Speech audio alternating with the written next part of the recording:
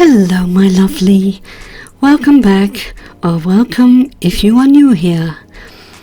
Today I want to take you through my process of last year's Christmas cards.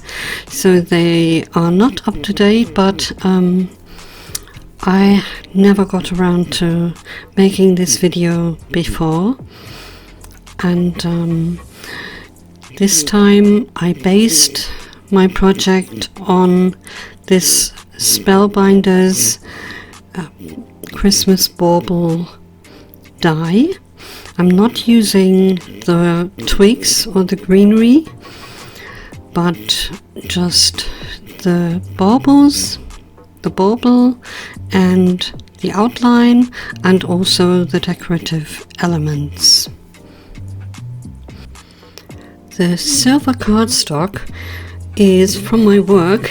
I got it from there with the permission of my colleagues, because it was left over from something.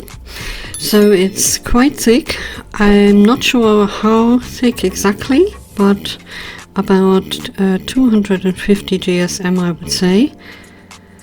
And it's lovely silver card.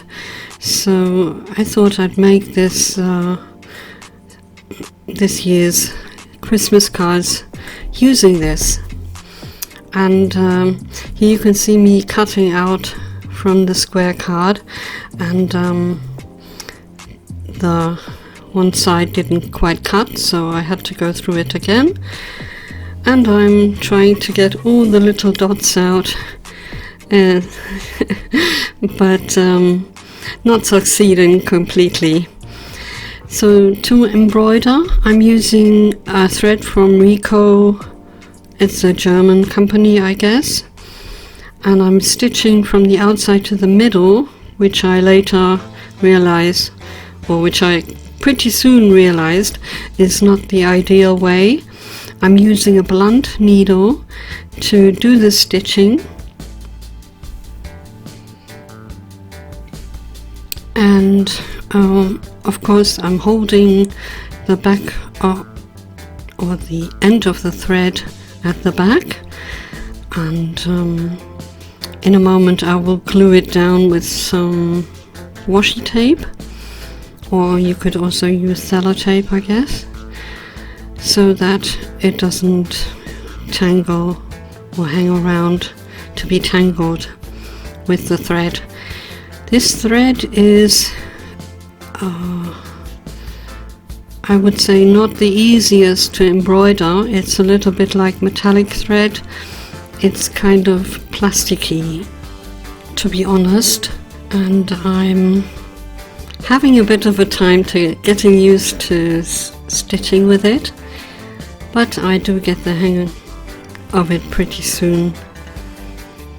And of course I have cut all the times that I turn the piece so that the writing on the back is not visible, but I did turn it quite a lot and glued down ends and so on.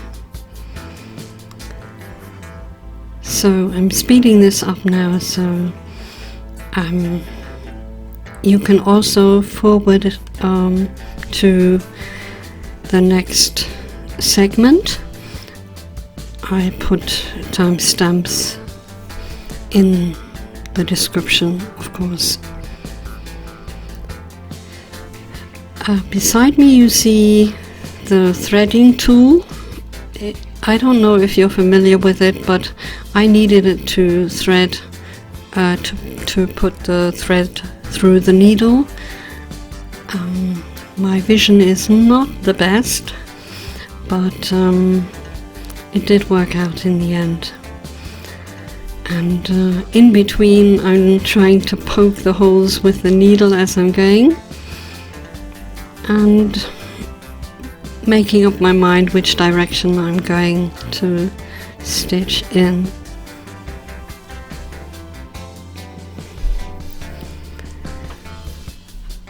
While I'm stitching, I'd like to say that It took me ages to put together this video, and I haven't posted for a long time because I've had all kinds of things in my life with health, and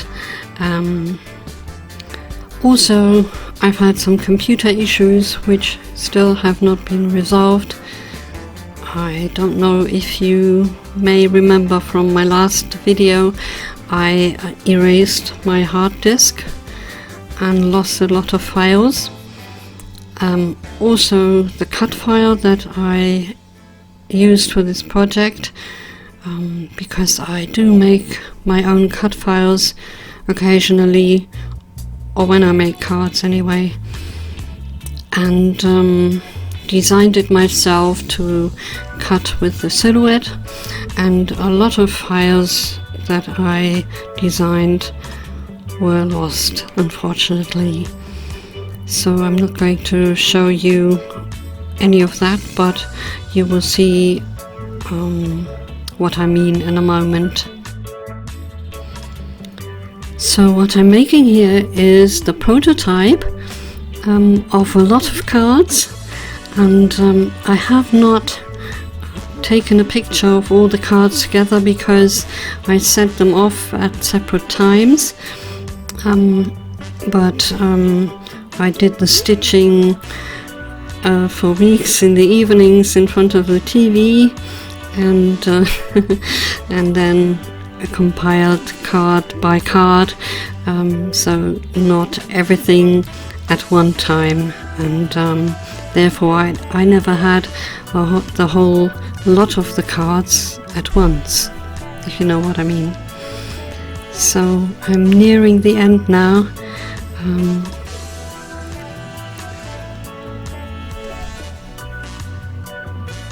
The next thing is I thought it would be best to glue paper to the back of this ornament to cover up all the stitching. So I cut white paper out to glue behind the ornament. And here you see the Dovecraft holographic card that I got to embellish the ornament. And so I'm cutting the bottom and the top part, and also the little bell shape that is the hanger for the ornament.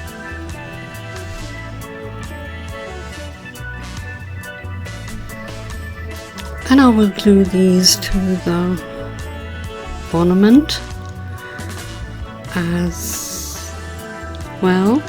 So you can see it's very dainty kind of material, but the card stock is quite stiff. It's 210 GSM, and poking out all the little holes, and there you see the embellishments. Now I'm using white glue from NUVO, which is actually my favorite glue, and it holds up quite well, but you have to be careful to rub off the whatever is squeezed out of the shiny cardstock, because it will go matte, of course. But in the end I worked out how to best put the glue on, and it worked out alright. Now putting on the little hook. I put that one up a little too high. On later models I put it up a little bit lower, and there you see me putting on the back cover. I made several of the ornaments double-sided so you can hang them on the Christmas tree, But for the card I made a backing also from this cardstock, which was quite hard to go through my Sizzix fold away. But I found a sandwich that made it work. So this is a Dutch company who sold these embossing folders, and I quite like it. I had quite a long time, or I had to look for quite a long time to find a good one. And here you can see the files, the card that I cut out of Clairfontaine Iridescent Pollen, and now I'm scoring the. Well, I did actually cut broken lines into it, but I'm scoring it so it's easier to fold, of course, into a zigzag, because that is going to be mounted to the front of the card, as you will see in a moment.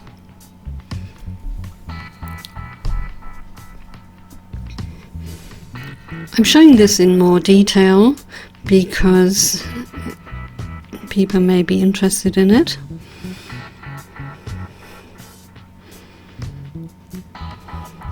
Also, I put timestamps again as a reminder if you don't want to watch the scoring and all the fiddling.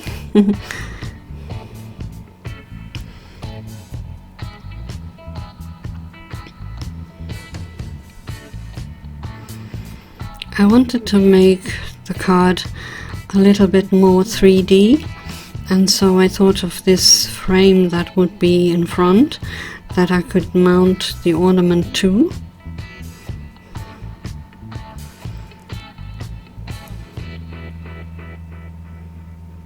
So that it pops up when you take it out of the envelope.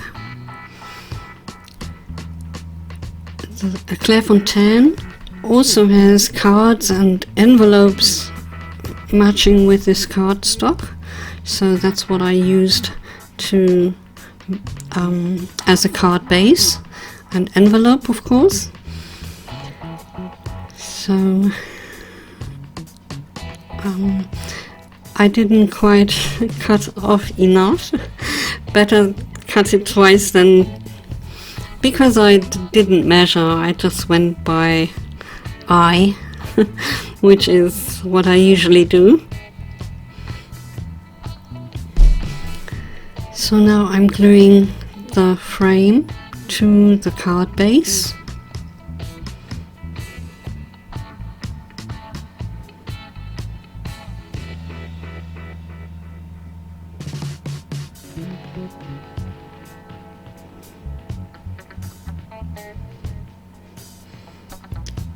And gluing in the background card, the silver background, to the side. And I'm not gluing in the whole thing. I'm leaving it as it is, and then also gluing down the other side, but not in the middle. I found that it works out better, so it's not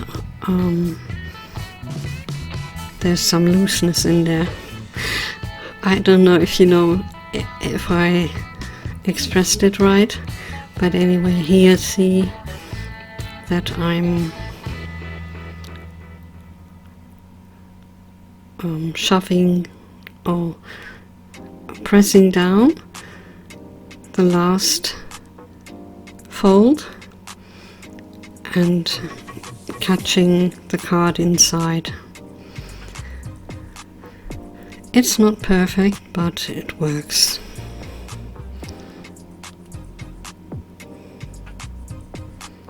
And since it's a little bit loose inside, it doesn't feel too stiff and rigid for lack of a better expression.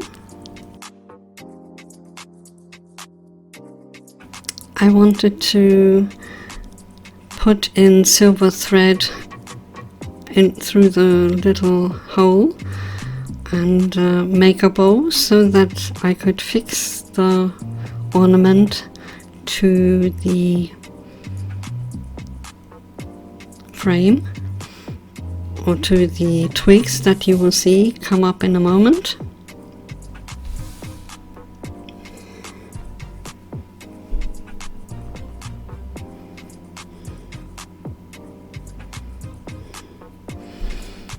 I had to fiddle for ages with these bows because the metallic thread is so stubborn, and therefore I used a dot of glue to fix it. And here are the little pine twigs that I will double up and offset a little bit to make them look fuller.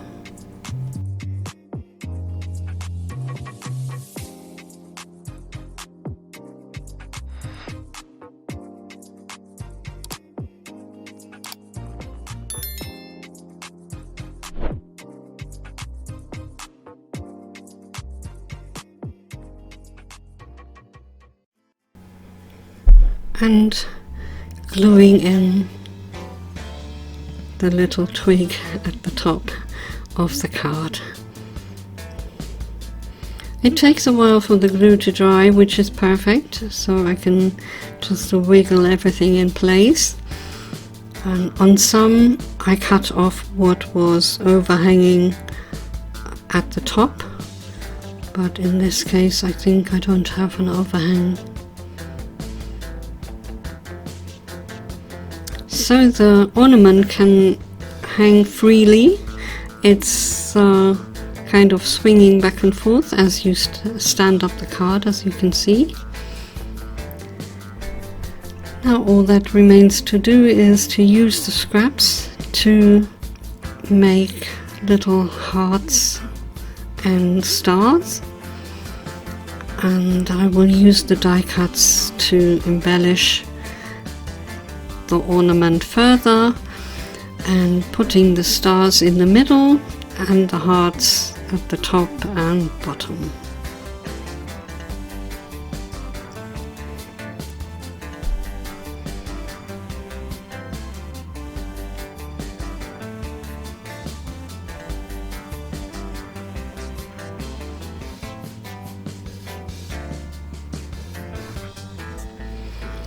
I hope you don't mind me taking my time to show you everything, and I hope you like the video and subscribe, and also leave me a comment if you don't mind, because we're at the end. I hope that this has taught you a little something or inspired you a bit, and that you will have a wonderful Christmas in July, which is already past now, I realize that.